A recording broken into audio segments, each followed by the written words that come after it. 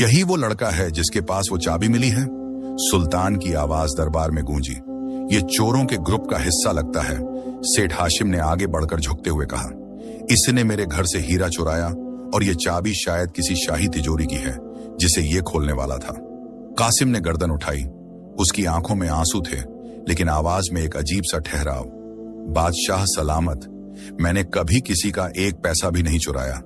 ये चाबी मुझे एक दरवेश ने मेरी एक दिन की रोटी के बदले दी थी। मैं नहीं जानता ये क्या है, लेकिन मैंने इसे बेचने की बजाय भूख बर्दाश्त करने को तरजीह दी। सुल्तान ने इशारा किया तो एक सिपाही ने वो जंग लगी चाबी लाकर सुल्तान के सामने रखी। सुल्तान के हाथ कांपने लगे।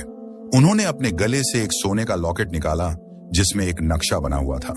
जब उन्होंने चाबी को उस नक्शे के ऊपर रखा तो दरबार में मौजूद हर शख्स की सांसें थम गईं। चाबी का डिजाइन बिल्कुल उस नक्शे के एक छिपे हुए हिस्से से मिल रहा था। सुल्तान ने गहरी सांस ली और कासिम की तरफ देखा। बच्चे, क्या तुम जानते हो ये चाबी किसकी है?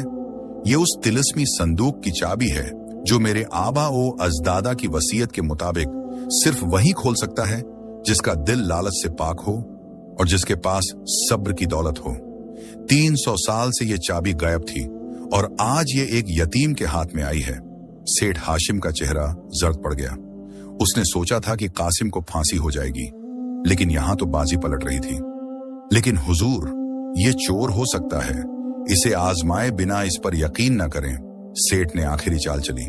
सुल्तान ने सिर हिलाया। तुम ठीक कहते हो सेठ, चाबी मिलना काफी नहीं, कासिम को अपनी अहलियत साबित करनी होगी। सुल्तान ने हुक्म दिया कि कासिम को वादी खामोशी में ले जाया जाए। ये वो वादी थी जहां एक बहुत पुराना किला मौजूद था और उस किले के अंदर वो तिलिस्मी संदूक रखा था। रिवायत थी कि जो भी उस संदूक को खोलने की नीयत से गया, अगर उसके दिल में जरा सा भी लालच हुआ तो वो कभी वापस नहीं आया। कासिम को तन्हा उस वादी की तरफ रवाना कर दिया गया। उसके पास न खाना था न पानी, सिर्फ वो जंग लगी चाबी और उसका सब्र। रास्ते में कासिम को एक ऐसा कुआं मिला जिसका पानी चांदी की तरह चमक रहा था। वो प्यासा था। जैसे ही उसने पानी पीने के लिए हाथ बढ़ाया, कुएं से एक आवाज आई, कासिम रुक जाओ, इस पानी का एक घूंट तुम्हें दुनिया की हर जबान सिखा देगा और तुम जानवरों की बातें भी समझ सकोगे, लेकिन इसके बदले तुम्हें वो चाबी यहां फेंकनी होगी। कासिम रुक गया। उसके गले में कांटे चुभ रहे थे। प्यास से उसका दम निकल रहा था। शैतान ने फिर वसौसा डाला, पानी पी लो कासिम, जबानें सीख जाओगे तो बादशाह बनना आसान हो जाएगा। ये चाबी तो महज जंग लगा लोहा है। लेकिन कासिम ने अपने बाप की वसीयत याद की।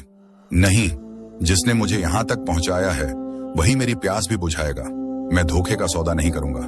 जैसे ही उसने ये कहा, कुआं गायब हो गया और वहां एक ठंडे मीठे पानी का चश्मा उबल पड़ा जिसके लिए उसे कोई कीमत नहीं देनी पड़ी। कासिम ने जी भरकर पानी पिया और आगे बढ़ गया।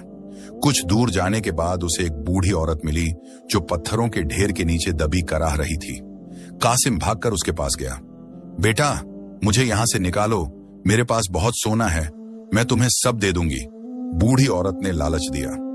कासिम ने सोना देखकर आंखें नहीं चुराई, बल्कि खामोशी से भारी पत्थर हटाने लगा। उसके हाथों से खून निकलने लगा, नाखून उखड़ने लगे, लेकिन वो पीछे नहीं हटा।